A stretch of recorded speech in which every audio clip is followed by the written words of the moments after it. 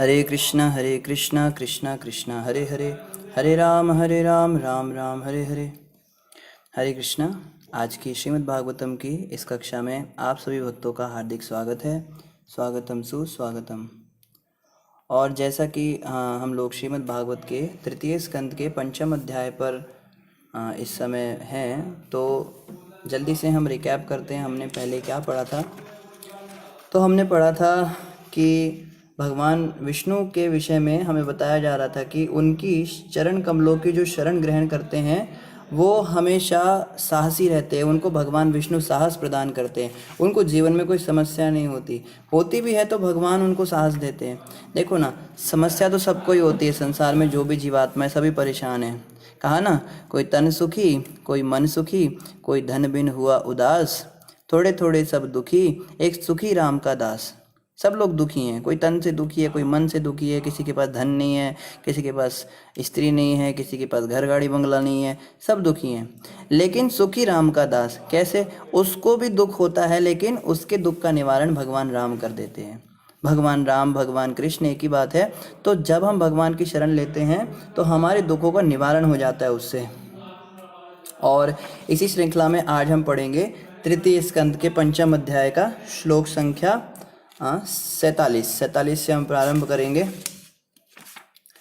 अन्य लोग भी जो कि दिव्य आत्म साक्षात्कार द्वारा शांत हो जाते हैं तथा जिन्होंने प्रबल शक्ति एवं ज्ञान के द्वारा प्रकृति के गुणों पर विजय पा ली है, आप में प्रवेश करते हैं, किंतु उन्हें काफ़ी कष्ट उठाना पड़ता है। जबकि भक्त केवल भक्ति में सेवा संपन्न करता है और उसे ऐसा कोई कष्ट नहीं होता। बड़ी अच्छी बात बता रहे हैं। देखो, भागवत जो है ना, यह जो सनातन धर्म है, या जिसको हम हिंदू धर्म कहते हैं, ये सबको स्वीकार करता है। हमारे यहाँ ऐसा नहीं कहा जाता कि तुमको खाली इबादत करनी पड़ेगी, नहीं तो तुम काफिर कहलाओगे, तुम गैर मजहबी कहलाओगे, तुम्हारा उद्धार नहीं हो सकता, तुम नरक की आग में जलोगे। हमारे यहाँ इस तरह की बात नहीं होती। अगर आप भगवान के भक्ति में सेवा को लेते हो, आप भगवान के भक्त बनते हो, भगवान के नामों का जाप करते हो, तो सर्वश्रेष्ठ है।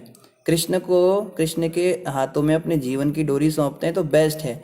लेकिन अगर आप वो भी नहीं कर सकते तो यहाँ बताया जा रहा है आप अन्य रास्ते भी अपना सकते हैं।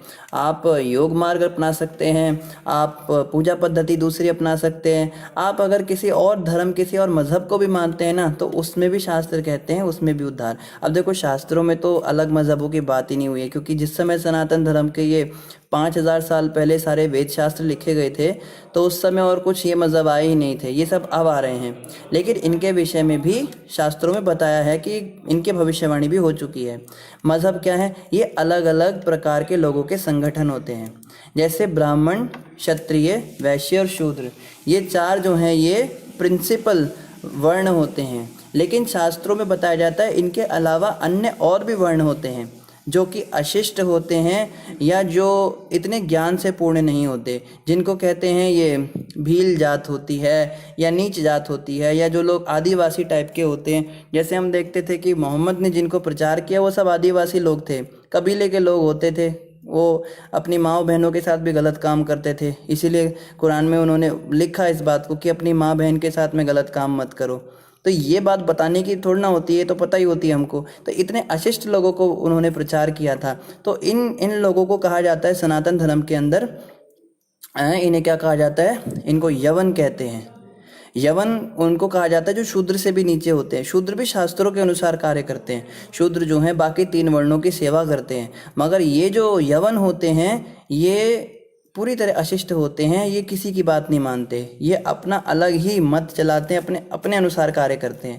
फिर इनसे भी नीचे होते, इनसे नीचे मलेच्छ होते हैं, जिनको हम यहूदी कहते हैं, या जो क्रिश्चियनिटी का प्रचार कर रहे हैं इनको मलेच्छ कहा जाता है, क्योंकि ये लोग जो हैं ये सूअर का मांस भी खाते हैं। तो जो गौ मांस खाने वाले, सूअर का मांस खाने वाले जो ये लोग होते हैं, इनको मलेच्छ कहा गया है। तो इनके विषय में शास्त्र जो हैं पहले से ही बताते हैं।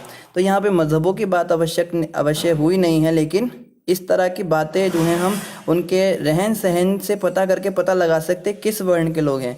लेकिन सनातन धर्म उनको भी रिजेक्ट नहीं करता। इतना महान ये भगवान का तरीका है, रास्ता है। भगवान कहते हैं इनका भी उद्धार हो सकता है। कैसे हो सकता है? वो अपने अपने उसके अनुसार चलना पड़ेगा उनको। जैसे जो तमोगुणी लोग होते हैं उनके लिए तमोगुणी शास्त्र दिए हैं, भैया आप शिव जी की पूजा करो, महीने में एक बार मांस खाओ, भैरव बाबा को शराब पी के चढ़ा के पी सकते हो। धीरे धीरे क्या होगा, वो रजोगुण में आएंगे, कहीं जन्म भी लग सकते हैं इस काम में। फिर उसके बाद क्या होगा, फिर रजोगुण में जब आएंगे तो उनको रजोगुणी शास्त्र दिए जाएंगे, भैया आप देवी माता की पूजा करो, पहाड़ों की चढ़ाई करो, नवरात्रि के व्रत रखो, उनको तपस्या कराई जाएगी। शारीरिक तपस्या जब करेंगे, कष्ट झेलेंगे, तो फिर धीरे धीरे सतोगुण तक उठेंगे। फिर उनको सतोगुणी शास्त्र प्रदान किए जाएंगे, विष्णु पुराण दिया जाएगा, कूर्म पुराण दिया जाएगा, तब वो धीरे धीरे विष्णु की भक्ति पकाएंगे। फिर जो लास्ट होता है वो होता है भागवत पुराण, यानी कि तीनों गुणों से ऊपर। ये जो भागवत पुराण है ना सतोगुण में है, ना रजोगुण में है, ना तमोगुण में है। ये जो है ये शुद्ध सतोगुण में है। और शुद्ध सतोगुण में जो है कृष्ण की पूजा की जाती है।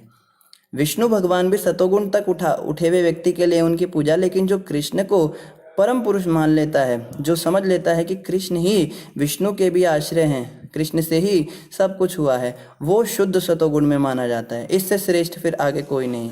ये जो है फिर भगवत प्राप्ति कर जाएंगे। तो यहाँ इस श्लोक से हमें पता लगता है कि कोई भी व्यक्ति इस भगवत मार्ग में चल सकता है, लेकिन क्या कहा जा रहा है, उन्हें काफ़ी कष्ट उठाना पड़ता है।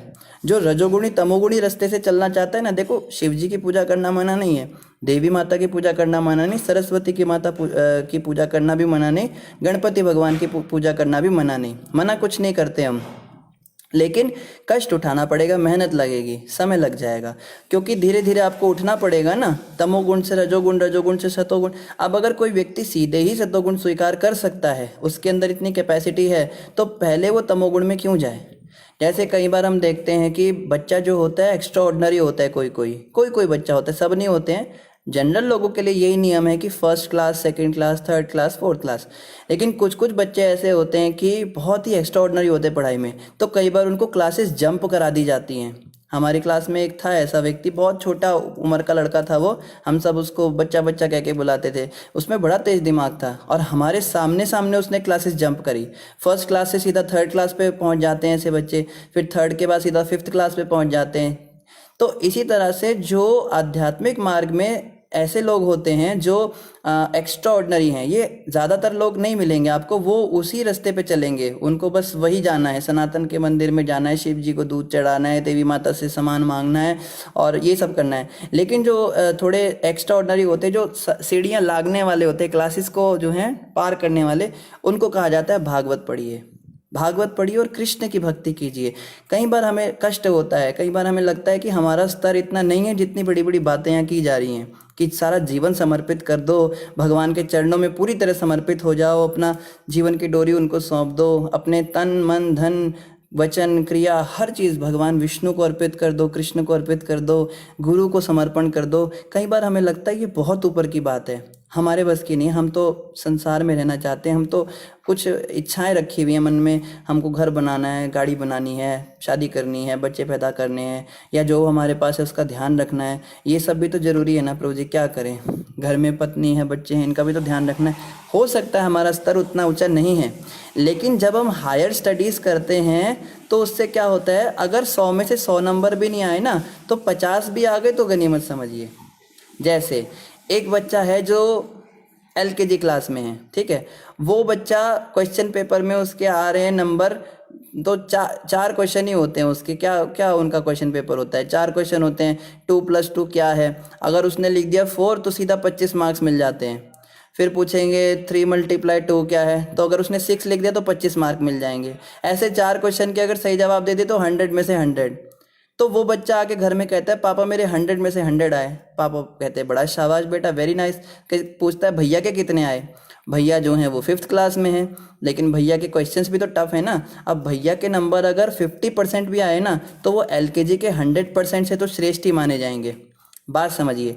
तो इसी तरह से जो निचले स्तर की भक्ति कर रहे हैं, जो तमोगुण में रजोगुण में भक्ति कर रहे हैं और परफेक्टली कर रहे हैं उसको, वो कहेंगे हम 100 में से 100% शास्त्रों को फॉलो कर रहे हैं, हमारे यहाँ ऐसा कहा गया, माँ देवी के माँ के पास ये चढ़ाओ, वो भेंटे करो, बिल्कुल परफेक्टली कर रहे हैं। आप कहेंगे कितना पूजा पाठी है प्रभु जी, हम तो कुछ भी नहीं है इसके सामने जितना ये पूजा पाठ करते हैं।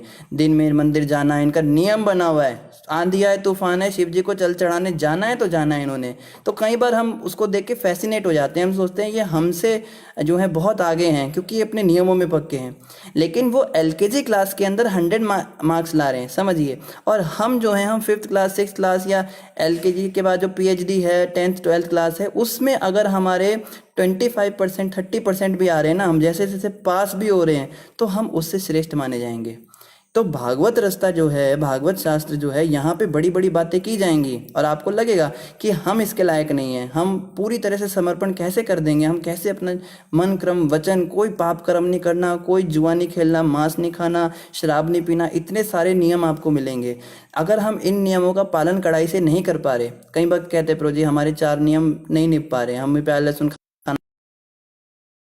हमसे कोई गलत काम हो जाता है, या कोई व्यक्ति आके हमको जो है कुछ बोल जाता है, फिर हम उसकी बातों में आ जाते हैं, तो हम भी चले जाते हैं कहीं सिनेमा देखने चले जाते हैं, टीवी देख लेते हैं, मोबाइल चला लेते हैं। तो अगर हम 100% नहीं भी कर पा रहे हैं तो भी उन लोगों से श्रेष्ठ माने जाएंगे जो उन सब कामों को करते हुए कह रहे हैं हम शास्त्रों को परफेक्टली फॉलो कर रहे हैं, ठीक है। इसीलिए भक्तों को कभी डिमोटिवेट नहीं होना चाहिए कि हमारे नियम नहीं हो रहे, हमने गलती कर दी। आप समझिए, आप वो बच्चा हैं जो अपनी उम्र से ज़्यादा की पढ़ाई कर रहा है, उसको हैवी लोड डाला जा रहा है, उसमें अगर आप इतना भी कर पा रहे हैं ना, तो मानिए कि आप उनसे तो श्रेष्ठ हैं जो लोग अपने शास्त्रों को फॉलो कर रहे हैं। आगे क्या कहते हैं, केवल भक्ति पद सेवा संपन्न करता है और उसे ऐसा कोई कष्ट नहीं होता। जो भक्ति में सेवा का रास्ता अपनाता है ना, उसको समय कम लगता है, उसको कष्ट कम झेलने पड़ते हैं। अन्य लोग भी भगवान तक ही पहुंचेंगे निश्चित रूप से, लेकिन उनको कष्ट बहुत सहन करने पड़ेंगे, रास्ता बहुत मुश्किल होगा उनके लिए। देखा है ना, कई मैंने तो अपनी आंखों से देखे हैं। हम उधमपुर में रहते थे, वहाँ से पास ही वैष्णो देवी पड़ता है, तो वैष्णो माता के दरबार में नंगे पैर जा रहे हैं, सीढ़ियाँ चढ़ रहे हैं, जय माता दी कर रहे हैं, कोई धूप में परेशान है, आते हुए बारिश हो गई, बादल में, सर्दी का मौसम है, कुछ पहनने के लिए नहीं, ओढ़ने के लिए नहीं। मैं तो ऐसे से को भी पर्सनली जानता हूँ जो बिना खाए पिए, पानी भी नहीं पीते थे, पूरा भवन चढ़ेंगे, ऊपर जाके दर्शन करके माता के, फिर नीचे आके कुछ खाएंगे। इतने भी सख्त नियम वाले हैं। एक तरफ वो हैं और एक तरफ हम हैं, हम खाते पीते, हम एकादशी पे भी व्रत नहीं रख पाते ठीक से, चलने फिरने की तो बात छोड़िए, कमरे में बैठ के भी हमसे रहा नहीं जाता। लेकिन फिर भी हमें मानना चाहिए कि हमारा रास्ता जो है वो कम मेहनत का है, उनके रास्ते में मेहनत ज़्यादा है, इसीलिए कम मेहनत में भी हमें वो रिजल्ट मिल जाएगा जो उनको मेहनत करने से भी नहीं मिल पा रहा है, ठीक है। तो कभी भी डाउट नहीं आना चाहिए इसमें। आगे क्या कह रहे हैं, हे आदि पुरुष, इसलिए हम एकमात्र आपके हैं। यद्यपि हम आपके द्वारा उत्पन्न प्राणी हैं, किंतु हम प्रकृति के 3 गुणों के प्रभाव के अंतर्गत एक के बाद एक जन्म लेते हैं, इसलिए हम अपने कर्म में पृथक पृथक होते हैं। अतएव सृष्टि के बाद हम आपके दिव्य आनंद के हेतु सम्मिलित रूप में कार्य नहीं कर सके। देखो देवता क्या बता रहे हैं, देवता कह रहे हैं भगवान हम एकमात्र आपके हैं। देखो देवताओं ने खुद स्वीकार किया। कोई कहता है ना भाई कृष्ण तो अपनी बड़ाई कर रहे हैं गीता में कि मैं ही भगवान हूँ, मैं ही भगवान हूँ। अरे कोई दूसरा भी कहे तो माने ना, हमने तो बस यही सुना है कि ये अपनी बड़ाई कर रहा है, वो अपनी बड़ाई कर रहा है। या जिस मंदिर में जाओ सब पुजारियों ने अपना अपना धंधा बना रखा है। वो कोई शनिदेव के मंदिर में बैठा है, कहेगा शनिदेव से सारी दुनिया आई है, सूर्यदेव के मंदिर में बैठा है, सूर्यदेव से सारी दुनिया आई है, कोई लक्ष्मी जी के मंदिर में लक्ष्मी जी से दुनिया आई है, शिव जी के मंदिर में होगा तो शिव जी से दुनिया आई। कहाँ जाएं प्रभु जी, क्या करें? अब तो किसी पे विश्वास ही नहीं होता। अब तो लगता है सबने अपने अपने धंधे चला रखे हैं। इसलिए हमने क्या तरीका निकाला, बस भैया अपने घर में बैठो, जिसमें तुम्हारा मन लगता है उसमें मन लगाओ और अपना काम चलाओ। ये लोग अपना बना लेते हैं, लेकिन ये रास्ता ठीक नहीं। रास्ता क्या ठीक है? आपको देखना पड़ेगा कि जिसकी आप भक्ति कर रहे हो उसने क्या कहा है। अभी जैसे हम कृष्ण की भक्ति करते हैं तो कृष्ण ने क्लियरली कह दिया भाई मैं भगवान हूँ, ठीक है। और अगर हम बाकी देवताओं की बात करते हैं तो सारे देवता यहाँ पर क्या कह रहे हैं, श्रीमद् भागवत का 3 स्कंद के 5वें अध्याय का 48 नंबर श्लोक है। यह आप नोट किया कीजिए ताकि जवाब दे सके, कल को आपको भी प्रचारक बनना है तो ये रेफरेंस आप दे सकते हैं श्लोक का। 3.5.48 में देवता कह रहे हैं हे आदि पुरुष हम सब एकमात्र आपके हैं। देवता स्वयं स्वीकार कर रहे हैं कि हम सब भगवान विष्णु के हैं, भगवान कृष्ण के हैं। हम आपसे आए हैं। और क्या कह रहे हैं, यद्यपि हम आपके द्वारा उत्पन्न प्राणी हैं। कितना क्लियर स्टेटमेंट है, सब देवता कह रहे हैं हम आपके द्वारा उत्पन्न हैं। तो कैसे हम कह सकते हैं भैया उनसे सृष्टि आई है, वो खुद कह रहे हैं हम इनसे निकले। किंतु हम प्रकृति के 3 गुणों के प्रभाव के अंतर्गत एक के बाद एक जन्म लेते हैं। देवता यहाँ तक कह रहे हैं हम प्रकृति के गुणों के अंतर्गत हैं, हम त्रिगुणातीत नहीं हैं, इन गुणों को पार नहीं कर पाए, इन गुणों के अंदर ही रहते हैं हम भी। 3 गुणों के अंदर रहने का मतलब है काम, क्रोध, लोभ, मोह, मत्सर्य, ईर्ष्या, दंभ, कपट, झूठ, छलावा, ये सब देवताओं में भी है। 3 गुणों का ये मतलब होता है। और क्या, किंतु हम प्रकृति के 3 गुणों के प्रभाव के अंतर्गत एक के बाद एक जन्म लेते हैं, इसलिए हम आप अपने कर्म में पृथक पृथक होते हैं, इसलिए हमारे कार्यकलाप अलग अलग रहते हैं। कोई कुछ करता है देवता, कोई कुछ करता है। कई बार देवताओं का भी झगड़ा हो जाता है आपस में, ऐसी भी कथाएं हम सुनते हैं। एक बार क्या हुआ था, आगे कथा आएगी, वैसे बड़ी सुंदर कथा है। ये सोम की जो पत्नी थी, सोम कहते चंद्रदेव को, तो चंद्रदेव की पत्नी पर इन्होंने नज़र डाल दी थी। एक दूसरे ग्रह थे, आप में से किसी को नाम याद हो तो आप बता सकते हैं। नहीं, माफ़ कीजिए, बृहस्पति की पत्नी थी। बृहस्पति जो ग्रह है, बृहस्पति को गुरु बताया देवताओं का, तो बृहस्पति गुरु हैं देवताओं के। उनकी पत्नी जो थी वो गुरु माता लगी ना, तो सोम जो थे चंद्रदेव, उनकी नज़र उन पे चली गई और उनकी पत्नी को अपना बनाने के लिए बृहस्पति को इन्होंने कहीं भेज दिया। असुरों ने वहाँ अटैक किया है, सोम ने बड़े चालाकी से बोला आप वहाँ चले जाओ, बृहस्पति वहाँ चले गए, पीछे से इन्होंने उनकी पत्नी का हरण कर लिया।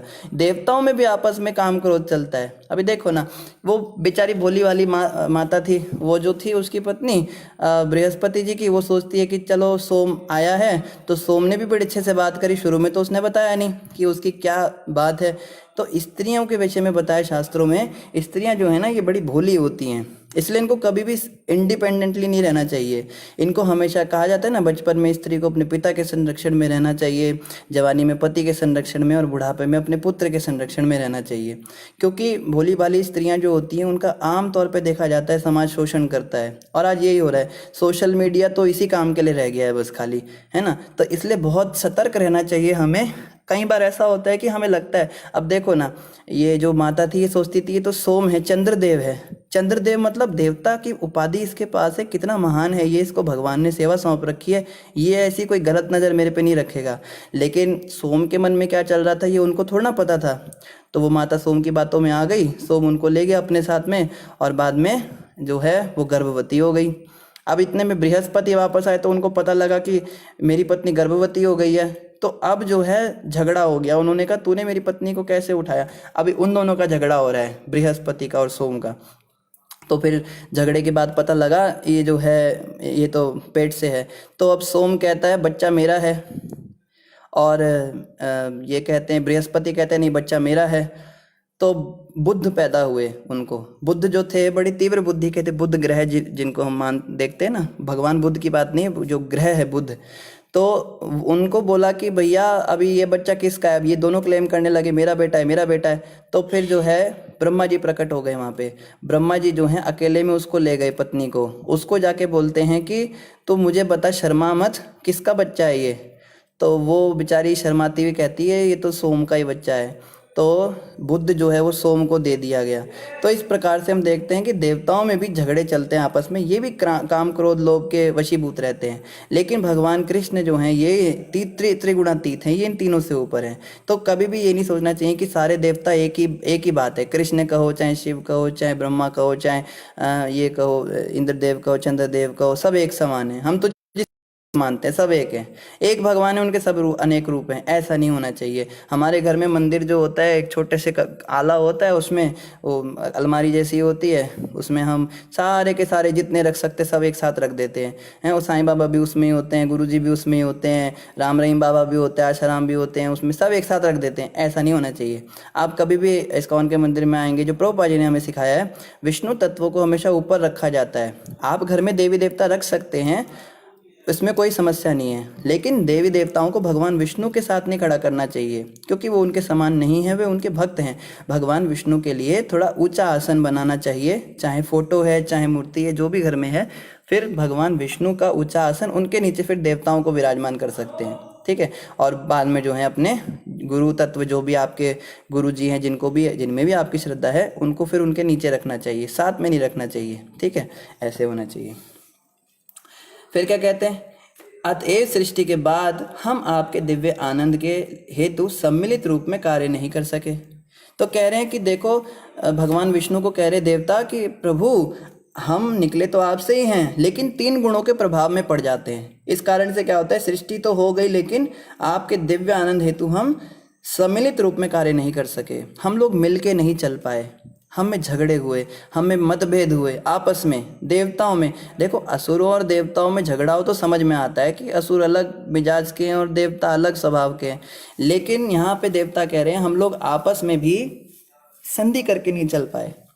तो हम कई बार देखते हैं भक्त जीवन में भी ऐसा होता है। अभी जैसे कुछ समय से हम भी देख रहे हैं कि भक्त लोग भी आपस में झगड़ा करते हैं, भक्त भी आपस में सहमत नहीं हो पाते एक रास्ते पे। वो कहता है ऐसे करो, दूसरा कहता है वैसे करो। करना सबने वही है, भगवान विष्णु की प्रसन्नता के लिए तो कार्य करते हैं, लेकिन सबका अपना अपना रास्ता होता है। इसका कारण यह है कि हम प्रकृति के 3 गुणों के अंदर हैं। जब तक हम इन प्रकृति के 3 गुणों के अंदर होंगे तब तक हम सहमत नहीं हो पाएंगे, हम सम्मिलित रूप से कार्य नहीं कर पाएंगे।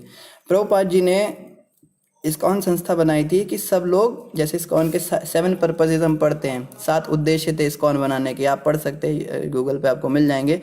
प्रभुपाद जी ने कहा था, जो शायद छठा या 5वां नियम था उनका, कि मैंने ये इस्कॉन इसलिए बनाया है ताकि पूरी दुनिया से, विश्व से लोग इकट्ठे हुए और साथ में मिलके भगवान राधा कृष्ण का, चैतन्य महाप्रभु का नाम गुण रूप लीला आदि पे चर्चा करें।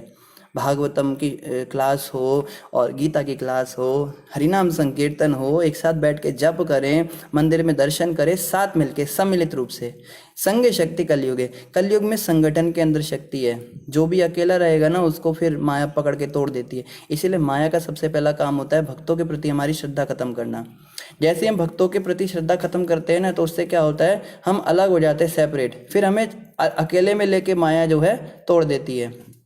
जैसे पहले भी हम बचपन में सुनते थे कहानी स्कूल के अंदर, एक बाप जो है मर रहा था, उसके 4 बेटे, उनको बुलाया उसने अंतिम समय पर, चारों को बोला कि एक डंडा लेके आओ, लकड़ी लेके आओ। तो चारों ले आए, बोला अब इसको तोड़ दो, तो लकड़ियाँ टूट गई। अब उसने कहा अब 4 लकड़ियाँ और लाओ और उनको साथ में जोड़ दो। तो जब साथ में जोड़ा तो वो नहीं टूटी। कहने का अर्थ है कि जब हम संगठन से अलग हो जाएंगे, संघ से दूर हो जाएंगे, भक्तों से दूर हो जाएंगे, हमारी उनके साथ बातें बंद हो जाएंगी, उनके साथ मिलना जुलना बंद हो जाएगा, रहन सहन बंद हो जाएगा, तो अकेला डंडा जो जब निकलेगा उस ग्रुप से, उसको माया आराम से तोड़ देगी। लेकिन जब तक हम संघ में हैं, भक्तों के संरक्षण में हैं, तब तक माया हमारा कुछ नहीं बिगाड़ सकती। तो देवता क्या कह रहे हैं कि हम लोग आपस में संधि नहीं कर पाए, हमारी अलग अलग मिजाज हो गए, हम अलग अलग हो गए। सेपरेट होने की वजह से क्या हुआ, हे अजन्मा, आप हमें वे मार्ग तथा साधन बताएं जिनके द्वारा हम आपको समस्त भोग्य अन्न तथा वस्तुएं अर्पित कर सकें, जिससे हम तथा इस जगत के अन्य समस्त जीव बिना किसी उत्पात के अपना पालन पोषण कर सकें तथा आपके लिए और अपने लिए आवश्यक वस्तुओं का संग्रह कर सकें। तो इस श्लोक से हमें पता लगता है कि देवता जो हैं वो निष्काम भक्त नहीं हैं, वो सकाम भक्त हैं। भक्त होना बहुत अच्छी बात है, अल्टीमेटली तो यही कह रहे हैं ना। देखो देवता क्या कह रहे हैं कि समस्त जीव बिना किसी उत्पाद के अपना पालन पोषण कर सकें तथा आपके लिए और अपने लिए आवश्यक वस्तुओं का संग्रह कर सकें। तो पूरी तरह नास्तिक तो नहीं है, ये तो नहीं कह रहे कि सुख संपत्ति घर आवे कष्ट मिटे तन का, बस खाली मेरे को संपत्ति मिले, जय लक्ष्मी माता खान पान का वैभव सब तुमसे आता। तो ये नहीं कह रहे कि बस खाली हमें दे दो, हम खुश रहें, हमारे घर में सुख संपत्ति आ जाए। क्या कह रहे हैं, अपना भी पोषण कर सकें और आपकी सेवा भी कर सकें, आपके लिए भी आवश्यक सामग्री जुटा सकें, आपका भी पूजा पाठ चलता रहे। कई लोग कहते हैं ना कि प्रभु बस इतना देना कि जामे कुटुंब सभाए, मैं भी भूखा ना हूँ और साधु भी भूखा ना जाए, मैं भी भूखा नहीं रहना चाहिए, साधु भी भूखा नहीं जाना चाहिए। तो परोपकार की भावना भी है, भगवान के प्रति भी भक्ति है, लेकिन सनी हुई है निष्काम सकाम भक्ति से कि हमको भी प्रसन्न कीजिए प्रभु और आप भी प्रसन्न रहिए, आप भी खुश रहिए, हम भी खुश रहें, ये सकाम भक्ति। लेकिन इससे भी हायर होती निष्काम भक्ति। निष्काम भक्ति मतलब मैं चाहे दुखी रहूं, चाहे सुखी रहूं, चाहे मैं कैसा भी रहूं, परेशान रहूं, प्रभु आप सुखी रहने चाहिए।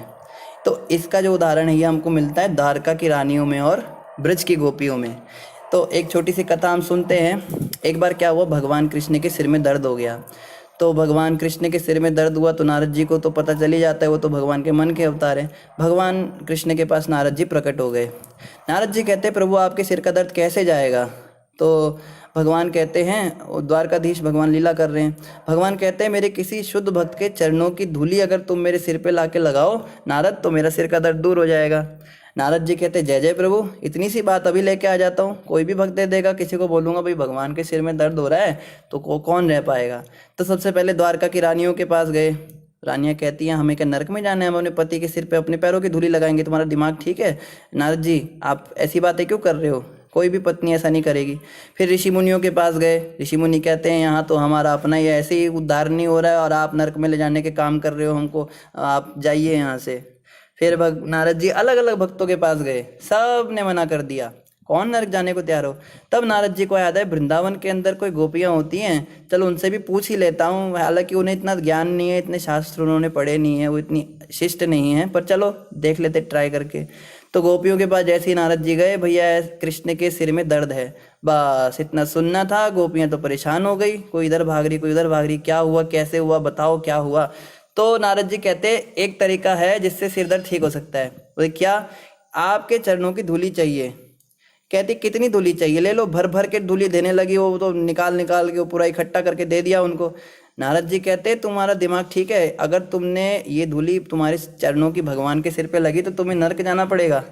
तो देखो गोपियों ने क्या बात कही।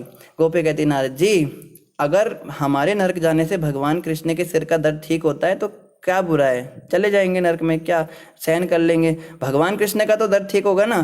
इसको कहते हैं शुद्ध भक्ति। तब फिर नारद जी भगवान कृष्ण के पास आए, वो चरणों की धूली लगाई और कृष्ण जी ठीक हो गए, बैठ गए। कृष्ण का कहाँ से लाए नारद जी, किसने दिया आपको। कहते हैं नारद क्या बताऊँ आपको प्रभु, आपकी पत्नियों ने तो मना कर दिया, ऋषि मुनियों ने मना कर दिया, सबने मना कर दिया, गोपियों ने दिया लास्ट में। तो भगवान कहते हैं देखो कितनी महान वो गोपियां हैं। तो नारद जी कहते हैं वैसे इतना भी बड़ा काम नहीं है। तो भगवान कृष्ण कहते हैं नारद जी आपने क्यों नहीं दे दिया था सुनते ही। तो कहने की बात यह है सकाम भक्ति, हम भगवान को तो खुश रखना चाहते लेकिन हम दुखी नहीं होना चाहते, बदले में हमें नरक न जाना पड़े। तो द्वारका की रानियों में भी सकाम भक्ति देखने को मिलती है। हालांकि वो इतने ऊंचे स्तर पर है, उनके चरणों की धूली हमें लेनी है, हमें उनके बारे में कुछ बुरा नहीं सोचना, पर बात समझने की है कि निष्काम भक्ति भगवान को सबसे ज़्यादा प्रिय है। इसलिए ब्रज गोपियाँ जो हैं वो द्वारका की रानियों से भी अधिक भगवान को प्रिय हैं। तो यहाँ पे देवताओं ने जो बात की है वो सकाम भक्ति की बात हो रही है कि प्रभु हम लोग सम्मिलित होकर नहीं चल पा रहे हैं, प्रकृति के गुणों के प्रभाव में हम पड़े हैं, आप कृपा करो कि हमारे को दिमाग रहे, हम लोग अपना भी काम अच्छे से चलाएं और आपको भी अच्छे से पूजा की सामग्री दें। आप समस्त देवताओं तथा उनकी विभिन्न कोटियों के आदि साकार संस्थापक हैं, फिर भी आप सबसे प्राचीन हैं और अपरिवर्तित रहते हैं। क्या कह रहे हैं कि समस्त प्रकार के कोटियों के आदि साकार संस्थापक हैं, भगवान साकार हैं और संस्थापक हैं। संसार की संस्थापना भगवान ने की है। जैसे कहते हैं ना कि इस्कॉन के संस्थापक प्रभुपाद जी हैं, या गौड़िया मठ के संस्थापक भक्तिसिद्धांत प्रभुपाद जी हैं, या फिर CBSE के संस्थापक ये है, या दिल्ली यूनिवर्सिटी के संस्थापक ये हैं, मालवीय जी हैं। अलग अलग जगहों के संस्थापक सुने, मगर इस संसार का संस्थापक कौन है, जिसने इन सब संस्थापकों को संस्थापना किया, इन संस्थापकों की संस्थापना की, जिसने वो संस्थापक है। तो देवता कहते हैं आदि पुरुष भगवान कृष्ण ही सारे संसार के संस्थापक हैं। और क्या कह रहे हैं, आप सबसे प्राचीन और अपरिवर्तित रहते हैं। प्रभु आप सबसे प्राचीन हैं, कृष्ण ही तो आदि पुरुष हैं। भगवान कृष्ण क्या कहते हैं, भगवान कृष्ण कहते हैं जब कुछ भी नहीं था तब मैं था, अब तुम सब कुछ देख रहे हो तो भी मैं हूँ, और जब कुछ नहीं बचेगा तो भी मैं रहूँगा। कहने का मतलब क्या है कि भगवान कृष्ण आदि पुरुष हैं, सबसे पुराने हैं। तो हम सोचते हैं जो सबसे पुराना होगा उसको दाढ़ी निकल गई होगी, मूछ निकल गई होगी, बूढ़ा हो गया होगा, सफ़ेद बाल हो गए होंगे उसके, या शरीर में जान नहीं रही होगी। या जो पुराना होता है उसको हम सोचते हैं वो ओल्ड फैशन होता है, नया वाला जो है वो ज़्यादा सुंदर होता है। पर क्या कह रहे हैं देवता, आप सबसे प्राचीन हैं और अपरिवर्तित रहते हैं। आप में परिवर्तन नहीं आता। आप जैसे आज से करोड़ों वर्ष पहले थे अभी भी वैसे हैं। जब काल की गणना शुरू नहीं हुई थी तब भी आप वैसे ही थे। तो कृष्ण जो है वो नित्य नवायमान है। बताया जाता है गोलोक धाम में कृष्ण का जो सौंदर्य है ना वो दिन पर दिन बढ़ता ही जाता है। मतलब आज जितने कृष्ण सुंदर लग रहे हैं गोपियों को, कल उससे ज़्यादा सुंदर लगने लगेंगे, परसों और ज़्यादा, उसके बाद और ज़्यादा। इसकी कोई सीमा नहीं। ये बातें हमारे दिमाग में भी घुसती नहीं है क्योंकि हमारा दिमाग जो है हमने सीमित सीमा देखी है। भाई इतनी सीमा होने के बाद में चरम अवस्था आ जाती है, पर भगवान के सौंदर्य की कोई सीमा नहीं, वो हर दिन बढ़ता चला जाता है। ये कृष्ण है। इस संसार के अंदर बिल्कुल इसका विपरीत होता है। दिन पर दिन जैसे जैसे हमारी आयु बढ़ती है हमारा सौंदर्य कम होता जाता है। होते होते होते होते बिल्कुल हम बदसूरत हो जाते हैं और एक दिन डेड बॉडी बन जाते हैं। लेकिन भगवान कृष्ण के विषय में कहते हैं वो अपरिवर्तित रहते हैं। हे प्रभु, आपका ना तो कोई उद्गम है ना ही कोई आपसे श्रेष्ठ है। आपने समस्त जीव रूपी वीर्य द्वारा बहिरंग शक्ति को गर्भित किया है, फिर भी आप स्वयं अजन्मा हैं। तो कह रहे हैं कि आपने बीज दिया था प्रकृति को, और प्रकृति माता के समान और आप पिता के समान बने, तब ये संसार की सृष्टि हुई। जितने भी जीवात्माएं हैं, एक्चुअली हम सब जितने भी हैं, हम डायरेक्ट भगवान कृष्ण की संतान हैं। ये नहीं सोचना कि हम उनसे निकले इनसे निकले। भगवान कृष्ण ने विष्णु रूप में वीर्य दान दिया था माता प्रकृति को जीव के रूप में। ऐसे वीर्य नहीं, मतलब जीवात्माएं उसमें भरी थी, और वो हम जीवात्माएं हैं। हम सीधे भगवान विष्णु के संतान हैं। अगर हम क्लेम करना चाहें ना, एक भक्त कहता है प्रभु जी क्या, कहता है ये सारी दुनिया मेरी है। हमने कहा कैसे तेरी है?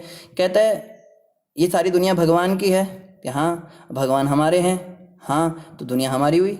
जैसे बाप की प्रॉपर्टी पे बेटे का अधिकार होता है, तो हम तो डायरेक्ट भगवान की संतान हैं, तो हम क्लेम कर सकते हैं भाई ये सारी प्रॉपर्टी हमारी है।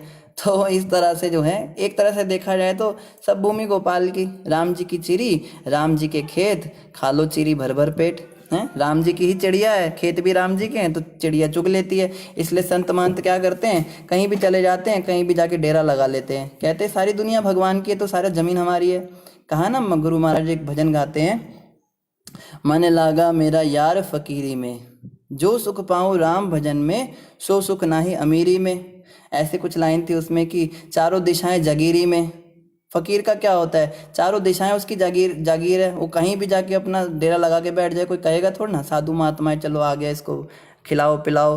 कहीं भी मौज होती है संतों की, कोई टेंशन नहीं। कहीं जाके लगा लेंगे अपना जमगट्ठा, बैठ जाएंगे, लोग भी आके खाने पीने का भी हो जाएगा सिस्टम, रहने का तो हो ही जाएगा, कोई मेंटेनेंस की भी ज़रूरत नहीं ज़्यादा। अगर लगे कि भाई यहाँ के लोग जो ऐसे हो गए हैं रोज़ रोज़ खिलाना पड़ता है साधु को, उठा लो अपना बोरिया बिस्तर कहीं और चले जाओ। ये फ़कीर की ज़िंदगी है। ये अमीर लोग कभी इसको सोच भी नहीं सकते इसमें क्या आनंद है।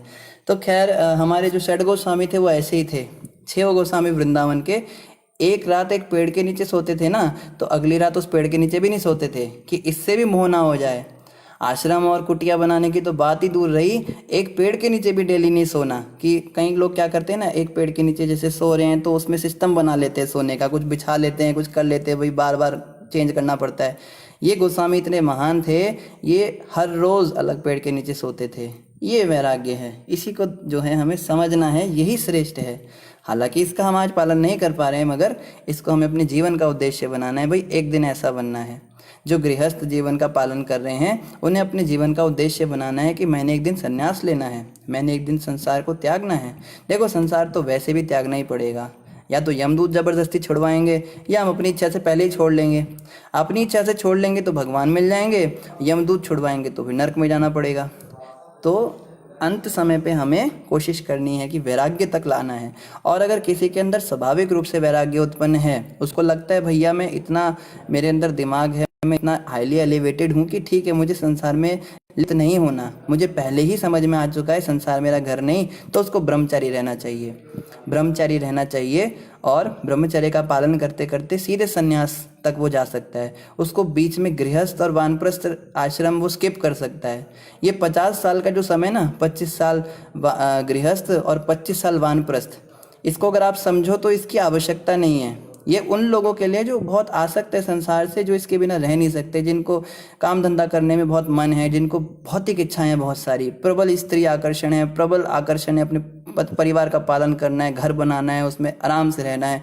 तो 25 साल गृहस्थ बन के बहुत कुछ कमाता है, बहुत सारा धन अर्जित करता है, बड़ा कुछ बनाएगा। और उसके बाद जो 25 साल हैं वानप्रस्थ आश्रम के, उसमें उन सारी जो कमाई हुई चीज़ें, उनके प्रति जो आसक्ति हुई, उसको त्यागेगा। 25 साल लग जाते हैं सारी आसक्ति त्यागने में। घर परिवार की जो सुख सुविधाओं की आदत पड़ जाती है आदमी को, पूरे 25 साल लगते हैं उससे पूरी तरह बाहर निकलने में। तो एक्चुअली में देखा जाए तो वानप्रस्थ आश्रम इज अ काउंटर ऑफ ये गृहस्थ आश्रम, कि पहले गृहस्थ आश्रम में तो आसक्ति बनाओ, फिर वानप्रस्थ आश्रम में जाके आसक्ति छुड़ाओ। तो ये दोनों आश्रम एक्चुअली में एक दूसरे के काउंटर हैं। अगर कोई आदमी इनको स्किप करना चाहता है तो सीधा ब्रह्मचर्य से संन्यास पे जा सकता है। पहले बनाए आसक्ति फिर हटाए, इसमें क्यों समय बर्बाद करना। ये उनके लिए जिनको समझ में आ चुका है कि जीवन का उद्देश्य क्या। जैसे हमारे गुरु महाराज हैं, तो श्रीला नवयोगेंद्र स्वामी महाराज, उन्होंने गृहस्थ आश्रम नहीं लिया, उन्होंने वानप्रस्थ आश्रम नहीं लिया, ब्रह्मचारी से सीधे सन्यासी बन गए। और आज हम देख रहे हैं कितने हजारों लाखों करोड़ों जीवात्माओं का वो कल्याण कर रहे हैं हमारे गुरु महाराज। तो इस तरह से हम देखते हैं भक्ति सिद्धांत प्रभुपाद जी थे, प्रभुपाद जी के गुरु महाराज, उन्होंने भी ये दोनों आश्रम स्किप किए थे, वो भी नैष्टिक ब्रह्मचारी थे। या और भी ऊपर के जो हमारे षट गोस्वामियों में हुए हैं, तो इस प्रकार से जैसे जीव गोस्वामी थे, गोपाल भट्ट गोस्वामी थे, ये भी पूरे ब्रह्मचारी थे। तो अगर कोई व्यक्ति ब्रह्मचर्य को लेना चाहता है, कोई सोचता है मैं ब्रह्मचारी रहूँगा, तो इसमें कोई हर्ज नहीं है। वो ये ना सोचे कि मुझे पाप लगेगा, मेरे घर में मेरे माँ बाप हैं, उनका कौन ध्यान रखेगा, शास्त्रों में ऐसा लिखा है वैसा लिखा है। ये सारी बातें जो हैं ये उनके लिए हैं जो उनको अपना मानते हैं। जिन्होंने माता पिता को, संसार को, शरीर को अपना माना हुआ है, उनको ये सब लगता है। लेकिन जिसने ये सब कुछ भगवान विष्णु का मान रखा है, तो कृष्ण भगवान गीता में कहते हैं ऐसे जो अनन्य मेरे भक्त होते हैं उनके परिवार का ध्यान मैं रखता हूँ। उसका काम है बस मेरी भक्ति करना, वो बस मेरी भक्ति करे और सब कुछ मैं आगे पीछे मैं संभाल लेता हूँ। उसके परिवार का भरण पोषण मैं करता हूँ, उसकी आवश्यकताएं भी मैं पूरी करता हूँ, और जो सामान उसके पास है उसकी रक्षा भी मैं करता हूँ। कृष्ण भगवान ने गीता में ये वचन दिया है। तो बिल्कुल इसमें जो है पीछे नहीं रहना चाहिए व्यक्ति को, उसको बिल्कुल सामने आ जाना चाहिए। और अगर उसको लगता है कि वो इस तरह से रहना चाहता है तो निश्चित रूप से वो रह सकता है, चाहे स्त्री हो चाहे पुरुष हो। ये भी बड़ा चल रहा है आजकल की स्त्री को शादी करनी ही चाहिए, शास्त्र ऐसा कहता है। तो देखो शास्त्रों में निश्चित रूप से लिखा है कि स्त्री को अधीन रहना चाहिए किसी पुरुष के, मगर ये नहीं लिखा है कि शादी करके ही रहना चाहिए। गुरु महाराज कहते हैं अगर स्त्री चाहे तो वो भी भगवत प्राप्ति को ही अपना जीवन का परम उद्देश्य बना सकती है। आश्रम होते हैं जिनमें स्त्रियों का भी संरक्षण किया जाता है, तो वो अधीन में रहती हैं, क्योंकि आश्रम का मतलब होता है आश्रय लेना। अगर जैसे उधमपुर में हम बात करते हैं महाराज जी के या प्रभुपाद जी के समय पे भी स्त्रियों के भी आश्रम होते थे। तो अगर कोई स्त्री चोले में, स्त्री शरीर में, वो भी चाहती है मैं ब्रह्मचर्य का पालन करूं, बस भगवत प्राप्ति को अपने जीवन का लक्ष्य बनाऊं, तो वो ब्रह्मचारिणी आश्रम में भी आके रह सकती हैं। वो इस तरह से जीवन का निर्वाह कर सकती हैं, वहाँ उनको सब सुविधाएं मिलती हैं। तो जो है ये ऑप्शन है हमारे पास। हे परम प्रभु, महत्तत्व से प्रारंभ में उत्पन्न हुए हम सबों को अपना आपकी सेवा कर सकें। तो कह रहे हैं देवता एक्चुअली में हम जो भी काम करते हैं ये सब आपकी सेवा ही है। तो यहाँ से एकदम क्लियर हो गया कि देवी देवता, जैसे कोई जल विभाग देख रहा है, कोई अग्नि का डिपार्टमेंट है, किसी के पास कोई वायु देव है, कोई पवन देव है, कोई वरुण देव है, कोई गरुण देव है, ये जितने भी देवता हैं ये सब भगवान विष्णु की सेवा करने के निमित्त हैं। ऐसा नहीं है कि इंडिपेंडेंट हैं। और एक बात समझनी है कि देवताओं की पूजा करना गलत नहीं है। कोई व्यक्ति सोचता है कि आप लोग देवताओं की पूजा करने से हमें मना करते हो, शिव जी की पूजा करना गलत है, गणेश जी की पूजा करना गलत नहीं है। समझिए इस बात को। उनकी पूजा इस भावना से करना कि ये सेपरेट हैं भगवान विष्णु से और इनका अपना अस्तित्व है, तब अपराध लगता है। क्योंकि वो ऐसे है ही नहीं, वो स्वयं इस बात को स्वीकार कर रहे हैं कि हम विष्णु की सेवा करने के निमित्त बनाए गए हैं। तो जब हम देवताओं को वैष्णवों के रूप में देखते हैं, वैष्णवा नाम यथा शंभु, वैष्णवों में सर्वश्रेष्ठ भगवान शिव हैं, इस भावना से जब हम शिव जी की पूजा करते हैं, अर्चना करते हैं, आराधना करते हैं, उनको जल अर्पित करते हैं, दूध से उनका स्नान कराते हैं और उनसे भक्ति मांगते हैं कि हे परम वैष्णव भगवान शिव जी, रुद्र जी, शंकर जी, आप तो भगवान के परम भक्त हैं, कृपया करके हमें भी कुछ भक्ति का दान दें। तो वो जो है हमको भक्ति दे देते हैं, हमारे को और फ़ायदा हो जाता है। लेकिन आम लोग जब उनकी पूजा करते हैं, भोले भंडारी, हम आपके तो भंडार भरे हैं, हमारे भी थोड़े भंडार भर दो, फिर वो जो हैं वो फंस जाते हैं, वो माया में फंस जाते हैं। इसी तरह से वैष्णो देवी, वैष्णो का मतलब क्या होता है? वैष्णवी, भगवान विष्णु के भक्त को वैष्णव कहते हैं और जो स्त्री भक्त होते हैं उनको वैष्णवी कहते हैं। तो देवी माता का एक नाम वैष्णवी है, वो भगवान विष्णु की भक्त हैं। और हम पढ़ते हैं कथा वैष्णो माता की कि त्रिकुट पर्वत पे वो आज भी प्रतीक्षा कर रही हैं भगवान कल्कि की। राम भगवान जब अवतार लिए थे तब देवी जो देवी माता हैं दुर्गा देवी, ये जो हैं उनके पास विवाह का प्रस्ताव लेकर आई थी। तो उन्होंने कहा भैया मेरा तो एक स्त्री व्रत है, अभी मैं आपसे विवाह नहीं कर सकता। लेकिन वो बहुत उन्होंने आग्रह किया, भगवान राम के ऊपर वो आसक्त थी, ऊपर से विष्णु की भक्त भी थी। तो उन्होंने कहा ठीक है देवी, मैं आपके सामने भेष बदल कर आऊँगा, अगर आप मुझे पहचान गई तो मैं आपको स्वीकार कर लूँगा, नहीं तो आपको वेट करना पड़ेगा। तो माता कहती है ठीक है, मैं आपका वेट करूँगी। तो एक बार भगवान राम उनके पास भेष बदल कर आए। मैया थोड़ा मैया तो नहीं, मतलब ऐसे ही कहा, हे देवी थोड़ा पानी पिला दो मुझको। तो वो पानी पिलाने लगी उनको, तो भगवान राम ने कहा आपने मुझे पहचाना नहीं। तब माता कहती है अरे आप तो रामचंद्र जी हैं। कहते अब तो जो है आपको वेट करना पड़ेगा। सृष्टि के अंत में, सृष्टि के तो नहीं, कलयुग के अंत में, जब कलयुग का अंत होगा उस समय पे मैं धूमकेतु को फाड़ कर निकलूंगा और श्वेत घोड़े पर भागता हुआ आऊँगा और पूरी दुनिया को, जितने भी नास्तिक हैं उन सब का वध करूँगा। उस समय मैं त्रिकुट पर्वत पर आपके पास आके आपसे विवाह करूँगा। तो तब तक जो है आप वहाँ पर निवास कीजिए, आप मेरी प्रतीक्षा कीजिए। तो तब से जो है वैष्णो माता उस पर्वत के ऊपर निवास करती है। ये कथा मैं नहीं सुना रहा हूँ, ये वहाँ के पुजारी भी आपको सुनाएंगे। आप ये मत सोचिए कि प्रभु जी आप तो अपनी अलग ही कथाएं सुना रहे हैं, मुझे भी उन्हीं लोगों ने सुनाई है। तो माता जो है इस प्रकार से वेट कर रही हैं। कहने का मतलब ये है, ये भी भगवान विष्णु की आराध्य मतलब उन्हीं को आराध्य मानकर बैठी हैं, उन्हीं की भक्त हैं। तो जब हम देवी देवताओं की पूजा इस भावना से करते हैं कि ये विष्णु के भक्त हैं, ये तो वैष्णव है, ये तो वैष्णवी हैं, तब जो है तब कोई समस्या नहीं, इस रूप में हम उनकी पूजा कर सकते हैं। लेकिन जब हम उन्हें सेपरेट समझते हैं कि इनका अपना अलग अस्तित्व है, ये हमारे ईश्वर है, ये हमें ये देंगे, ये हमें सिद्धि देंगे, ये हमें रिद्धि देंगे, ये हमें मुक्ति देंगे, तो गलती हो जाती है। हमें बस केवल भक्ति चाहिए भगवान विष्णु की, वो हमें देवताओं से मिलती है तो बहुत अच्छा, नहीं मिलती है तो भी दूसरे रास्ते हैं हमारे पास, वैष्णवों के पास, हम गुरुजनों के पास जाते हैं, नहीं तो देवताओं से भी मांग सकते हैं, इसमें कोई समस्या नहीं। हाँ, उनकी पूजा अगर हम इस भाव से करें तो खतरा है, फिर तो जो है हमारी भक्ति जो है नाश हो जाएगी अगर हम उनको सेपरेट मानेंगे। इसलिए क्या कह रहे देवता, कृपया हमें अपना पूर्ण ज्ञान तथा शक्ति प्रदान करें, जिससे हम सृष्टि के विभिन्न विभागों में आपकी सेवा कर सकें। और इसी के साथ हमारा ये पंचम अध्याय भी जो है ये समाप्त हुआ। अभी हम छठा अध्याय पढ़ेंगे। छठे अध्याय का नाम है विश्व रूप की सृष्टि। ऋषिरुवाच, मैत्रेय ऋषि ने कहा। मैत्रेय ऋषि कौन हैं और कहाँ बैठे हैं, देखते कौन पहले बताएंगे इसका उत्तर। तो मैत्रेय ऋषि क्या कह रहे हैं, इस तरह भगवान ने महत तत्व जैसी अपनी शक्तियों के संयोग न होने के कारण विश्व के प्रगतिशील सृजनात्मक कार्यकलापों के निलंबन के विषय में सुना। तो बता रहे मैत्रेय ऋषि की इस तरह से भगवान ने अपने महत तत्व जैसे शक्तियों के संयोग न होने के कारण विश्व के प्रगतिशील सृजनात्मक कार्यकलाप के निलंबन के विषय में सुना। तो बताया कि भैया अभी देखो बना तो दिया था देवताओं को, लेकिन उनमें आपस में मतभेद हो गए, वो अलग अलग रास्ते पे चले गए, इस कारण से जो सृष्टि एकदम ऑर्डर में नहीं आ पाई। तब भगवान विष्णु से उन सब ने प्रार्थना की, भगवान हम सब बनाए तो गए थे आपकी सेवा के लिए, लेकिन सृष्टि का हम ठीक से पालन नहीं कर पा रहे हैं, गलतियां हो रही हैं हमसे। अभी इस समय अगर हम देखें तो इस समय सब ठीक है, समय पे दिन होता है, समय पे रात होती है, समय पे गर्मी आती है, समय पे सर्दी आती है, सब कुछ परफेक्ट चल रहा है। अग्निदेव अपने कार्य कर रहे हैं और इंद्रदेव अपने कार्य कर रहे हैं। बीच बीच में इनसे भी गलतियां हो जाती हैं कभी कभी, तो जैसे कहीं बाढ़ आ जाती है, सुनामी आ जाती है, कई बार अपने कर्म भी होते हैं, कई बार देवताओं से भी गलती हो जाती है। लेकिन यहाँ पे तो कहा जा रहा है सृष्टि के आरंभ में तो गलतियाँ ही हो रही थी। तब भगवान विष्णु से उन्होंने कहा आप हमें ज्ञान दीजिए जिससे कि हम इन गलतियों को छोड़ सकें और क्या करें कि आपकी सेवा अच्छे से कर सकें। तो आगे देखो अभी क्या कहा जा रहा है। रोहन प्रभु जी क्या कह रहे हैं, हरे कृष्णा प्रभु जी धन्यवाद प्रणाम, हम लाइव व्हाट्सएप नंबर में भेज दीजिएगा।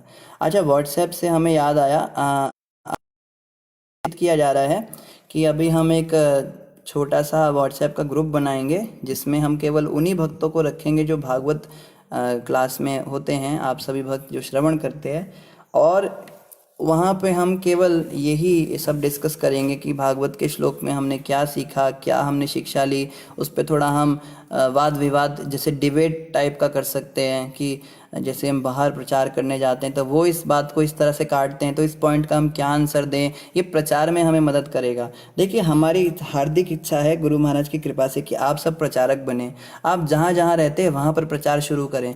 तो प्रचार करने के लिए कैसे शुरुआत करनी है, क्या तर्क देने हैं, सामने वाले व्यक्ति को क्या बताना है, कितना बताना है, कोई इस तरह का प्रश्न करे तो उसको क्या क्या समझाना है, कोई उस तरह की बात करे या उसको भक्ति में कैसे लगाना है, और स्वयं भी हमें कैसा आचरण रखना है प्रचारक बनने के लिए, हमारे अंदर क्या योग्यताएं होनी चाहिए कि हमें कितने नियमों का पालन करना है, कैसे नाम जप आदि करना है, वो सब जो है हम उसमें प्रशिक्षण देना चाहते हैं गुरु कृपा से। तो आप सभी भक्तों से प्रार्थना है कि जो जो उस ग्रुप में जुड़ने में इंटरेस्टेड हैं तो इस लाइव उसमें ही कमेंट जो है क्लास के बाद हम कमेंट में एक ग्रुप का लिंक डालेंगे, उस लिंक को आप क्लिक करिएगा तो आप उसमें जुड़ जाएंगे।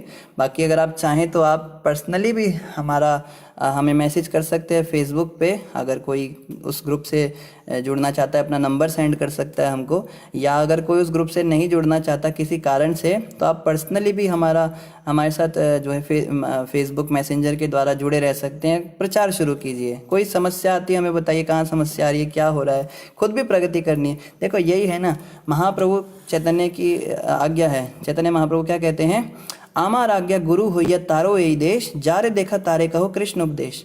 मेरी आज्ञा है तुम जहाँ जहाँ पे रहते हो वहाँ पर गुरु बन जाओ और कृष्ण का उपदेश दो, सबको कृष्ण के बारे में बताओ। ये जितने जो उल्टे सीधे पंथ आजकल चल रहे हैं, उल्टे सीधे मजहब चल रहे हैं ना, इनका एक कारण ये भी है कि सही चीज़ का प्रचार नहीं है।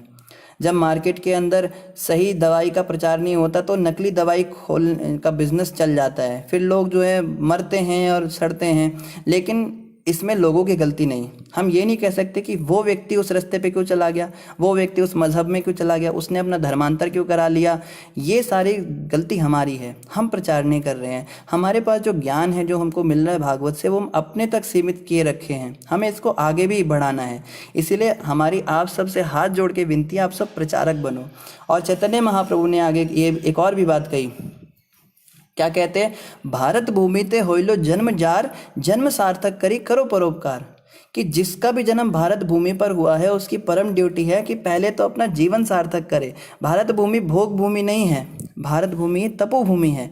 हमारे इस भारत भूमि पे बड़े बड़े महान महान ऋषि महर्षि, ये संत महंत पधारे हैं, बड़े बड़े महान ऋषि। हम पंजाब में रहते, पंजाब की धरती पर तो इतने महान महान गुरु पधारे हैं, दसों पाशाह पधारे हैं, या फिर जैसे हम देखते मीराबाई पधारी हैं, या तुकाराम जी, नामदेव जी, इतने बड़े बड़े संत। तो ये जो भारत भूमि बड़ी महान है, अगर इस पे हमें जन्म मिला है, हम ये कल्प के सोचते हैं, हम पागल रहते हैं, हम तो परेशान हैं, भारत में जन्म हो गया, भारत तो ऐसा देश है, पिछड़ा देश है, हम तो अंडर डेवलप्ड कंट्री हैं, अनडेवलप्ड हैं, अमेरिका में ये फैसिलिटी है, चाइना में ये फैसिलिटी है, वहाँ पे लोग ऐसे रहते हैं वैसे रहते हैं, हम तो वहाँ चले जाएंगे, हम तो जॉब करेंगे वहाँ जाकर।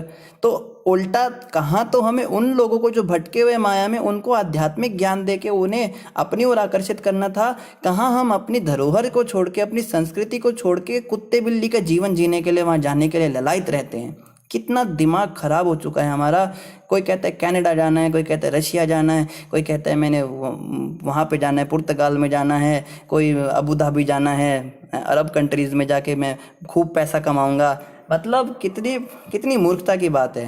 कहाँ तो चैतन्य महाप्रभु कह रहे हैं कि भारत में तुम्हारा जन्म हुआ है, अपनी इस धरोहर को विदेशों में भी पहुँचाओ। कहाँ हम उनके ही कल्चर को अपनाने के लिए पागल रहते हैं, हमें विदेश में जाना है।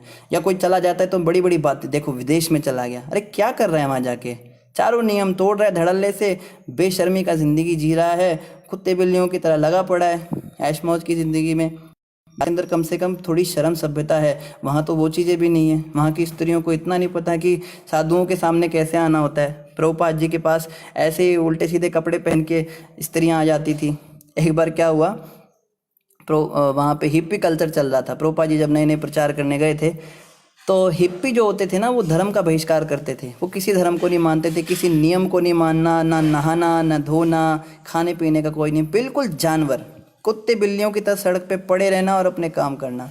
तो ऐसे लोगों के पास जो थे प्रभुपाद जी प्रचार कर रहे थे, तो एक ग्रुप था उन हिप्पियों का, उन्होंने प्रभुपाद जी को इनवाइट किया, भगवत गीता पे लेक्चर दीजिए हमें आके।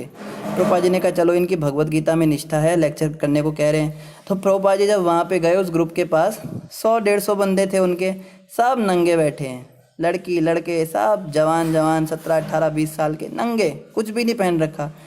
प्रभुपाद ने सोचा ये लोग पहली आत्मा के स्तर पे पहुंच चुके हैं, इन्हें क्या भगवत गीता का प्रवचन दूंगा, जानवर हैं ये लोग, इनको तो उनको बोला तुम्हें कीर्तन कराता हूँ, गीता क्लास बाद में देंगे। तो प्रभुपाद जी कीर्तन करके आ गए वहाँ पे। तो ये इस तरह की सभ्यता के लोग, इनके जैसा हम बनने की सोचते हैं, तो ये बिल्कुल मूर्खता है। तो खैर हमारी यही अपील है, आप सबसे भक्तों से प्रार्थना है कि आप सब प्रचारक बनिए। अयोध्या प्रभु क्या कह रहे हैं, Prabhu ji group should be restricted for Bhagavatam class only, not for joking और अदर डिस्कशंस। बिल्कुल अयोध्या प्रभु ने बिल्कुल सही कहा, उस ग्रुप के अंदर कोई भी मैसेज नहीं होगा, केवल भागवतम के अकॉर्डिंग, या आपको प्रचार में कोई समस्या आ रही है, केवल फिलॉसफिकल डिस्कशंस होंगे, पर्सनल डिस्कशंस उसमें नहीं होंगे। पर्सनली किसी को कोई समस्या हो तो वो जो है पर्सनली ही बात करेंगे। ग्रुप के ऊपर केवल यही बात होगी कि किस तरह से हम कहाँ पे हमारी क्या प्रोग्रेस है, हम कितना नाम जप कर रहे हैं, कितने लोगों को हम नाम जपा पा रहे हैं, हमारे ग्रुप में कितने लोग जुड़े हैं, क्या हम उनको बताएं, स्ट्रैटेजिकली कैसे हम शुरुआत करें, सब कुछ सिखाया जाएगा। जो इंटरेस्टेड है ना प्रचार करने में, कोई कहता है भाई हमारा मन बहुत है प्रचार करने का, हमारी इच्छा है पूरी दुनिया को भक्त बना दें, पर समझ नहीं आता कैसे करें क्या करें, तो उन लोगों के लिए वो ग्रुप है, केवल जो इंटरेस्टेड हैं और जिनको भागवत श्रवण करने में आनंद आ रहा है, जो रुचि ले रहे हैं इसमें, उन लोगों का भी एक डेटाबेस हमारे पास रहेगा। हाँ भाई ये लोग हमारे साथ जुड़े हैं, तो उनको अकॉर्डिंगली फिर हम आगे भी कल्टीवेट करना चाहते हैं। आप और आगे बढ़िए भक्ति में, आप जो हैं अपने साधना, नियम, भजन ये सब पक्का कीजिए, ताकि खोखला ना रह जाए आदमी। एक होता है ना कि भागवत प्रवचन कितने हो रहे हैं, भागवत प्रवचन सुनने जाते हैं, सुन के घर आ जाते हैं, कोई जीवन में प्रभाव नहीं। हाँ जी 7 दिन की कथा सुन ली, हाँ जी टीवी पे प्रवचन सुन लिया, तो जीवन में अंतर जब तक नहीं आएगा तब तक कोई फ़ायदा नहीं। ठीक है, तो इसके लिए ग्रुप, इस पर्पज़ के लिए आप सभी भक्तों से प्रार्थना है कि ग्रुप का लिंक अभी जो सेंड किया जाएगा वो यहाँ पे कमेंट पे आप उसको क्लिक कर लीजिएगा और आप जो है उसमें ज्वाइन कर सकते हैं। और बहुत रिस्ट्रिक्टेड रहेगा ग्रुप के अंदर बहुत स्ट्रिक्ट नियम रहेंगे। कोई भी अगर भगवान की भी कोई फ़ोटो नहीं डालनी है, कुछ नहीं डालना है, क्योंकि एक भगवान की फ़ोटो डालेगा, दूसरे राधे राधे वाले मैसेज भेजेगा, तीसरा गुड मॉर्निंग भेजेगा, ये सब नहीं, कुछ भी नहीं डालना, केवल और केवल भागवत की चर्चा। तो जैसे ही कोई व्यक्ति ग्रुप के नियम का उल्लंघन करेगा, चाहे भगवान कृष्ण का ही उसने चित्र डाला हो, तो उसको मजबूरन हमें निकालना ही पड़ेगा सीधे। तो ये जो है इसके साथ जो है हम इसको शुरू करेंगे कार्यक्रम को। तो आगे यहाँ पे क्या बताया जा रहा है,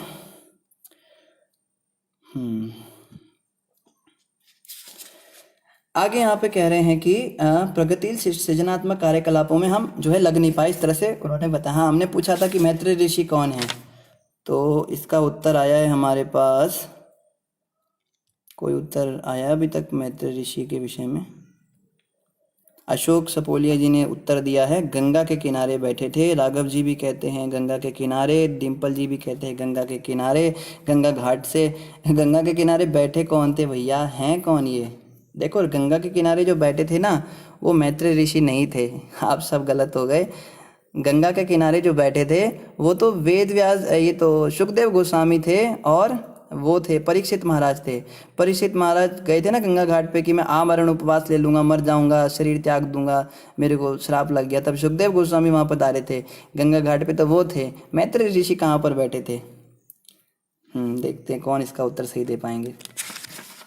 आगे यहाँ कहा जा रहा है, तब परम शक्तिशाली भगवान ने अपनी बहिरंगा शक्ति देवी काली सहित 23 तत्वों के भीतर प्रवेश किया, क्योंकि वे ही विभिन्न प्रकार के तत्वों को सम्मिलित करती है। देखो काली माता का भी यहाँ वर्णन आ गया। आप में से कोई काली माता का भक्त है तो जान लो कि काली माता का कृष्ण से क्या रिलेशनशिप है। ऐसे तो वो उनको अपना भाई मानती है भगवान विष्णु को, लेकिन यहाँ पे देखो क्या कहा जा रहा है, तब परम शक्तिशाली भगवान ने बहिरंगा शक्ति काली देवी सहित 23 तत्वों के भीतर प्रवेश किया। तो 23 तत्व ऐसे हैं इस संसार के अंदर जिनके अंदर भगवान विष्णु ने काली देवी के साथ प्रवेश किया। यानी कि इन तत्वों के अंदर केवल विष्णु ही नहीं है, काली देवी का भी तत्व है। हम कहते हैं ना कि 5 इंद्रियां हैं, 5 ज्ञान इंद्रियां हैं, 5 ये कर्म इंद्रियां हैं, 5 इंद्रियों के विषय हैं, नाक कान आँख जीभ त्वचा या हाथ पैर, है ना, ये सब होते हैं, या अग्नि पृथ्वी जल वायु आकाश, ये जो 23 तत्व हैं इनमें काली देवी ने भी प्रवेश किया हुआ है, क्योंकि वे ही विभिन्न प्रकार के तत्वों को सम्मिलित करती हैं। काली देवी जानती हैं कि इनको किस तरह से इनको मिलाना है, मिक्स करना है, और कैसे कैसे अलग अलग तत्व बनाने हैं। कितना परसेंट अग्नि और कितनी परसेंट जल, कितना परसेंट पृथ्वी डालने से लोहा बनेगा, कितने से तांबा बनेगा, कितने से गोल्ड बनेगा। ये जो वैज्ञानिक कहते हैं ना, इसका एटॉमिक नंबर इतना है, कार्बन का नंबर 4 है, हाइड्रोजन का 1 है, हीलियम का 2 है, इसका मास नंबर इतना है, और हम तालियां पीटते हैं, देखो कितना बड़ा साइंटिस्ट है इसने, देखो और एटम्स तक चले गए। अरे उस एटम का एटॉमिक नंबर सेट किसने किया? ये सब काली माता करती है। काली माता कहती है कि इसका इलेक्ट्रॉन इसमें इतना होगा, इतना प्रोटॉन होगा, इतना न्यूट्रॉन होगा, इस तत्व को हीलियम बना देती हूँ। और ये जो है मेसोस्फीयर इस लेयर पर होगी, स्ट्रेटोस्फीयर उसके ऊपर होगा, एटमॉस्फेयर में इतना परसेंट ऑक्सीजन होगा, इतना परसेंट नाइट्रोजन होगा। आप लोग केवल डिस्कवर कर सकते हो, आप खोज सकते हो कि क्या है, लेकिन आप उसको सेट नहीं कर सकते। वैज्ञानिक कुछ भी कर लें, इस सृष्टि के अंदर जो हो रहा है, अभी जो एनवायरनमेंट जिसमें हम रह रहे हैं, उसके अंदर जो नाइट्रोजन की संख्या और जो ऑक्सीजन की संख्या, उसको बदल नहीं सकते। केवल पता कर सकते हैं, हाँ भाई इस इलाके में इतनी, उस इलाके में उतनी है। ये सारा जो डिसाइड करती हैं वो काली माता करती हैं। कितना सुनने में हैरानी लग रही है ना। कई लोग सोच रहे होंगे काली माता को तो बस खाली हमने गर्दनें उड़ाते हुए देखा है, लेकिन काली माता का ये काम भी होता है कि कितने एटॉमिक नंबर और कितने मास नंबर और कितने प्रोटॉन किसके अंदर भरने, कौन सा एलिमेंट कहाँ रखना है, किस गैस को कहाँ पे भेजना है, कौन सी लेयर पे कौन सी गैस रहेगी, ओजोन लेयर कैसे प्रोटेक्ट करेगी, ये सब काली माता करती है। आगे क्या बता रहे? डिम्पल जी कहते हैं नैमिषारण्य। गलत जवाब डिम्पल जी। नैमिषारण्य के अंदर तो शौनक ऋषि और सूत गोस्वामी थे, 88,000 ऋषि थे, वो बात कर रहे थे। मैत्री ऋषि वहाँ थोड़ा ना थे। राधिका रानी माता कह रही है हम भी भक्ति में बहुत जुड़ना चाहते हैं। बिल्कुल माता जी, आप भी ग्रुप में ऐड हो सकते हैं। कविता माता क्या जवाब दे रही है? विदुर जी, उद्धव जी और मैत्री ऋषि तीनों एक साथ बैठे हैं। पर तीनों एक साथ कहाँ बैठे हैं? ठीक है, इसका जवाब यही है कि वे तीनों जो नहीं, वैसे विदुर जी और मैत्री जी अभी बैठे, उद्धव जी नहीं है। उद्धव जी को भगवान ने भेज दिया था ना। चलो ये भी प्रश्न पूछते हैं, आप बताइए, कौन बताएगा कि उद्धव जी को भगवान ने कहाँ भेज दिया था? तो विदुर जी और मैत्री जी जो हैं ये एक साथ बैठे हुए थे, और ये जो है सरस्वती नदी के तट से आए थे मैत्री ऋषि के आश्रम में। इस समय विदुर जी मैत्री ऋषि के आश्रम में बैठे हुए हैं, उनके साथ में सरस्वती नदी के तट से वो आए थे उनसे बात करने के लिए, क्योंकि उनको उद्धव जी ने कहा था कि आप जो है मैत्री ऋषि के पास जाइए, उनको भगवान विष्णु ने आपके लिए कोई संदेश छोड़ा है। भगवान विष्णु ने स्पेशली मैत्री ऋषि को बोला है कि ये बातें आप जो हैं विदुर जी को बताना। तो उद्धव जी ये कह के चले गए थे वहाँ से। बताया तो आप सब भूल जाते हैं। देखो 3 दिन क्लास नहीं हुई तो इतना आप लोग भूल गए, ऐसे ऐसे थोड़ा ना काम चलेगा। कविता माता क्या कह रही? द्वारका में नहीं, द्वारका में नहीं भेजा था। द्वारका में क्यों भेजेंगे? द्वारका में तो सब खत्म करा दिया था कृष्ण ने, सब मरी गए थे, उनके परिवार के लोग तो सब खत्म ही हो गए थे। कहाँ भेजा था भगवान कृष्ण ने उद्धव जी को? देखते हैं कौन जवाब देगा। इस तरह जब भगवान अपनी शक्ति से तत्वों के भीतर प्रविष्ट हो गए तो सारे जीव प्रबुद्ध होकर विभिन्न कार्यों में उसी तरह लग गए जिस तरह कोई व्यक्ति निद्रा से जागकर अपने कार्य में लग जाता है। तो जैसे ही भगवान विष्णु ने उन तत्वों के अंदर प्रवेश किया, वो सब एक्टिव हो गए। ऑक्सीजन, नाइट्रोजन, सब एटम्स घूमने लगे, एटम्स के अंदर इलेक्ट्रॉन्स घूमने लगे। पहली शेल में 2 घूमने लगे, दूसरी में 4 घूमने लगे। ये सब भगवान विष्णु की शक्ति से होता है। इसका उत्तर वैज्ञानिकों के पास नहीं। आप वैज्ञानिकों से पूछो कि इलेक्ट्रॉन कैसे घूम रहा है, जब एनर्जी के neither be created nor be destroyed, तो वो कैसे घूम रहा है? उसको इनिशियल एनर्जी देने वाला कौन था? इस संसार के अंदर काइनेटिक एनर्जी जो है वो ये बन जाती है, पोटेंशियल एनर्जी बन जाती है, या पोटेंशियल एनर्जी काइनेटिक बन जाती है, लेकिन चेंज ही कर सकती है। इनिशियल एनर्जी किसने दी? किसने इस संसार में ऊर्जा दी? स्रोत कौन है उसका? उस इलेक्ट्रॉन को घुमा कौन रहा है उस प्रोटॉन के चारों तरफ? ये प्रश्न करना चाहिए ना। उसका जो है कांस्टेंट स्पीड बनाए हुए है, वो अपने ऑर्बिट में घूम रहा है, दूसरा अपने ऑर्बिट में घूम रहा है। ये ऑर्बिटें सेट किसने की?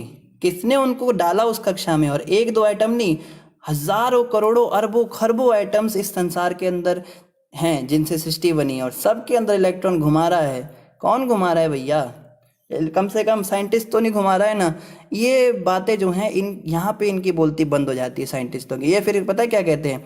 ये कहते हैं अपने आप घूम रहा है, बाय चांस हो रहा है, ऐसा हो गया, ऐसा अपने आप हो गया। ये कैसे हुआ ये नहीं बताया जा सकता, पर ये हो गया बस। आप अब आगे आगे की बात पढ़िए, ये हो गया। अब इसके बाद हम आपको पढ़ाएंगे कि कार्बन और उसके कंपाउंड्स कैसे बनते हैं, हीरे का क्या होता है, इनका क्या आपस में होता है, और ये कैसे बनता है, वो कैसे बनता है, H2 और O2 रिएक्शन करते तो H2O बनता है, ये सब सिखा देंगे। पर ये नहीं बताएंगे कि वो हुआ कैसे, शुरुआत कैसे हुई इस एटम की। तो इसका तो जवाब दे, आगे की कहानी तो तू पढ़ा रहा है, हमें मूर्ख बना रहा है, उसका जवाब दे ना। इसका कोई जवाब इनके पास है नहीं। तो ये जो है ये धोखेबाजी चल रही है संसार में। हाँ ठीक है, तो समय पूरा हो चुका है। बद्री धाम, बिल्कुल सही जवाब अशोक जी ने दिया। उन्होंने उनको कहा था बद्रिक आश्रम जाओ, लेकिन अशोक जी से पहले संजय जी ने जवाब दे दिया। संजय जी आज बाजी मार गए, बद्रीनाथ भेजा था। बिल्कुल सही जवाब आपने दिया। आप दोनों को मिलते हैं 1-1 करोड़ रुपए। हरे कृष्णा। धन्यवाद आप सभी भक्तों का। इसी तरह से जो है हमारी भागवतम क्लास जो है ऐसे चलती रहे बीच में बिना रुकावट के, इसके लिए आपकी प्रार्थनाओं की आवश्यकता है। बीच बीच में हमारा स्वास्थ्य खराब हो जाता है, आप लोग हमारे लिए प्रार्थना नहीं करते। आप लोग प्रार्थना करते रहिए, तो हम जो है कंटिन्यू करेंगे। कल हम आगे चर्चा करेंगे इस पे। आप सभी भक्तों का धन्यवाद। और अभी हम ग्रुप का लिंक इस पे सेंड करेंगे, आप लोग जुड़े रहिएगा। अभी 1-2 मिनट के अंदर ही हम लिंक भेज देते हैं कमेंट पर, तो आप उसमें तुरंत जो है ज्वाइन कर सकते हैं। और किसी को कोई पर्सनल बात पूछनी है, पर्सनल बात करनी है, या वो प्रचार कर रहे हैं, उनको कोई समस्या आ रही है, या अपने जीवन में कोई साधना में समस्या आ रही है, तो पर्सनली भी वो मैसेंजर के द्वारा हमें मैसेज कर सकते हैं। व्हाट्सएप नंबर चाहें तो वो भी ले सकते हैं, वो भी हम कमेंट पे डाल देंगे। आप सभी भक्तों का बहुत बहुत धन्यवाद। हरे कृष्ण। शिला प्रभुपाद की जय। ग्रंथराज श्रीमद् भागवतम महापुराण की जय। गौर भक्तवृंद की जय।